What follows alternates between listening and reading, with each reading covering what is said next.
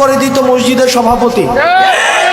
হুজুরদেরকে দাড়ি ধরে টেনে টেনে টেনে টেনে হচ্ছে কারাগারে বন্দি করা হতো, শুধু হালাল এবং হকের কথা বলার কারণে। যারা ইসলাম প্রচার করতে গিয়েছে তাদেরকে ধরে ধরে জেলের মধ্যে ফেসিবাদী সরকার বন্দি করেছে। 5ই মে শাপলা চত্বরে আলেমগণ রয়েছে, রাতের অন্ধকারে পশুর মতো হত্যা করা হয়েছে।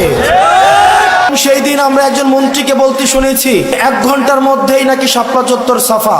আল্লাহ জালেমকে মজলুমের যে দোয়া এবং যে আল্লাহ আমাদেরকে যিনি সৃষ্টি করেছেন, একজন মজলুমের এবং দোয়া এবং হচ্ছে সৃষ্টিকর্তার মধ্যে কোনো পর্দা থাকে না। সেই দিন সেই মন্ত্রী কি দম্ভক্তি করে বলেছিলেন 1 ঘন্টার মধ্যে আলেমদেরকে আমরা সাফা করে দিয়েছি।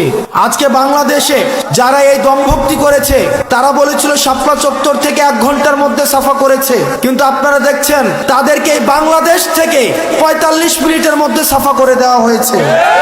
এটা অনেকের হচ্ছে পছন্দ হবে না এই কথাটা, আমি জানি। এখানে অসংখ্য মানুষ আছেন, এটা আপনাদের পছন্দ হবে না। অধিকাংশের কাছে হয়তো আমি এই কথার কারণে অপ্রিয় হতে পারি, কিন্তু কার কাছে অপ্রিয় হলাম, কার পছন্দ হলো না সেটা মুখ্য না। মুখ্য হচ্ছে আমার ইসলাম আমাকে কি বলে, আমার দ্বীন আমাকে কি শিক্ষা দেয়। সেটা যদি অপছন্দেরও হয় সেটাই আমাদেরকে বলতে হবে।